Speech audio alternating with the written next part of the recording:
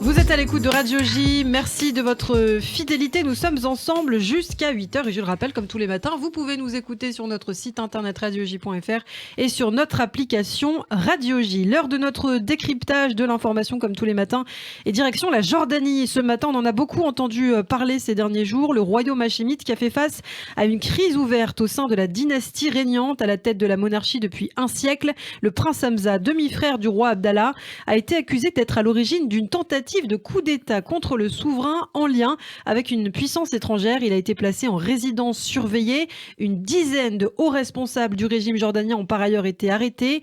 Si depuis lundi soir, le prince Hamza et le roi Abdallah II sont officiellement réconciliés, l'enquête sur cette tentative de coup d'État se poursuit et cette situation au sommet de la monarchie jordanienne pourrait avoir des répercussions pour Israël.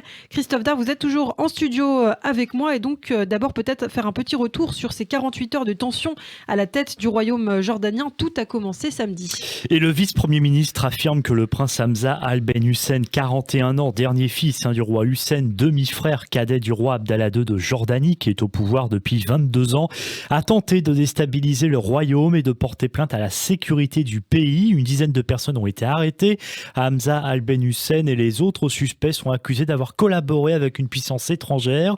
Le vice-premier ministre ajoute donc samedi que les services de sécurité ont suivi pendant une longue période les activités et les mouvements du prince Hamza Ben Hussein. Le prince Hamza, qui n'a pas été arrêté, a affirmé avoir été assigné à résidence dans son palais d'Amman. Ses liaisons téléphoniques et internet ont été coupées. Parmi la dizaine de personnes arrêtées dans son entourage, on n'a pour l'instant que deux noms, Bassem Awadallah, qui est l'ancien directeur du bureau royal, et Shérif Hassan Ben Zaïd, qui fut un temps émissaire spécial du roi de Jordanie en Arabie Saoudite. Assez vite, les réactions ont été nombreuses au sein de la famille royale, à commencer par le prince Hamza lui-même. Et il a nié dès samedi les allégations à son encontre. Il a accusé en retour le pouvoir de corruption et d'incompétence. Une conversation a été enregistrée et diffusée dimanche sur Twitter dans laquelle Hamza affirmait à un interlocuteur non identifié: c'est sûr que je n'obéirai pas aux ordres du chef d'état-major quand il me dit que je ne suis pas autorisé à sortir, à tweeter, à communiquer avec les gens et que je suis seulement autorisé à voir ma famille. Autre réaction, celle de la mère du prince Hamza, la reine Nour, quatrième et dernière épouse de l'ancien roi Hussein, décédé en 1999. Sur Twitter, elle a dénoncé dimanche une calomnie à l'encontre de son fils et affirmé, je cite, prier pour que la vérité et la justice l'emportent pour toutes les victimes innocentes. Mais Abdallah II de Jordanie et le prince Hamza ont scellé leur réconciliation. C'était lundi soir après une médiation confiée à l'oncle du roi, le prince Hassan Ben Talal, qui a été prince héritier de Jordanie de 1965 à 1999. Oui, officiellement une réunification, effectivement, désormais. Hamza qui a signé une déclaration dans laquelle il réitère son allégeance au souverain. Je resterai fidèle à l'héritage de mes ancêtres, à sa majesté le roi ainsi qu'à son prince héritier, et je me mettrai à leur disposition pour les aider et les soutenir. Mais même si en apparence tout est réglé, l'enquête, elle, sur la tentative de coup d'État se poursuit, mais malheureusement on risque de ne pas en savoir grand chose. C'est très verrouillé car il est interdit par exemple de publier tout ce qui concerne l'enquête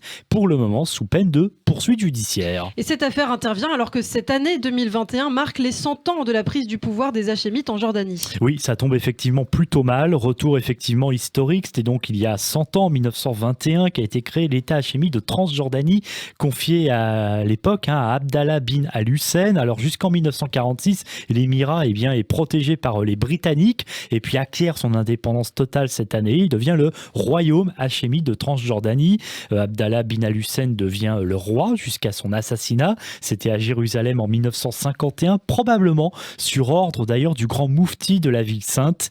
Après quelques mois du règne de Talal ben Hamdoullah qui finalement abdiquera au bout d'un an, c'est Hussein, le fameux roi Hussein de Jordanie que des générations de Jordaniens ont connu. Il prend le pouvoir et pour cause puisqu'il a occupé la fonction 46 ans de 1952 à 1999, ce qui est d'autant plus incroyable qu'on sait que la Jordanie a été traversée par plusieurs crises et plusieurs guerres et jusqu'en 1994 et la signature d'un traité de paix historique, la Jordanie est en guerre avec Israël. Alors vous parlez justement d'Israël, Christophe, cette tentative de coup d'État présumé concerne la politique intérieure de la Jordanie. C'est d'ailleurs ce qu'a rappelé le ministre israélien de la Défense, Benny Gantz, dimanche soir. Mais ces événements concernent quand même l'État juif de très près. Oui, d'abord parce que Israël et la Jordanie, justement, ont des liens étroits. Donc depuis le 26 octobre 1994, les deux pays qui avaient signé un traité de paix dans dans la vallée de la Harava, c'était du côté israélien de la frontière. Les deux pays, en fait, ont depuis une forte coopération sécuritaire et dans le renseignement, et également une forte coopération commerciale. De fait, Benny Gantz, bien évidemment, a déclaré qu'Israël donc était prêt à aider la Jordanie si nécessaire. En réponse, Amman a informé Jérusalem que la situation est sous contrôle et qu'il n'y a désormais plus aucun danger pour la stabilité du royaume. Cette affaire de coup d'État touche d'autant plus Israël que dimanche soir, l'agence jordanienne Ammon News a rapporté que les forces de sécurité avaient découvert un lien entre un Israélien vivant en Europe et l'épouse du prince Hamza. Oui, effectivement, assez étonnant. Selon ce rapport, l'homme, un ami du prince, aurait proposé de faire voyager l'épouse d'Hamza hors du pays à bord d'un avion privé avant cette tentative de coup d'État présumé. Alors non identifié, l'homme a déclaré à un journaliste israélien, je cite, « Pendant le week-end, le prince Hamza m'a raconté ce qui s'est passé. J'ai proposé qu'il envoie sa femme et ses enfants à l'abri chez moi et a ajouté « Je n'ai aucune connaissance des événements qui ont eu lieu en Jordanie, ni même des personnes impliquées. La proposition que j'ai faite à Hamza a été faite sur la base de notre amitié. » Affaire à suivre donc et qui pourrait bien tendre des relations qui ont connu déjà un sérieux coup de froid le mois dernier. Oui, souvenez-vous, la Jordanie avait empêché Benyamin Netanyahou de prendre l'avion depuis Amman, ce qui avait du coup entraîné le report de la première visite du Premier ministre israélien aux Émirats arabes unis. Cette décision de la Jordanie avait elle-même fait suite à l'annulation d'une visite du prince Hussein, on en avait parlé ici même, l'héritier du trône de Jordanie, à la mosquée Al-Aqsa de Jérusalem en raison d'un désaccord sur des dispositifs de sécurité selon le cabinet du Premier ministre israélien.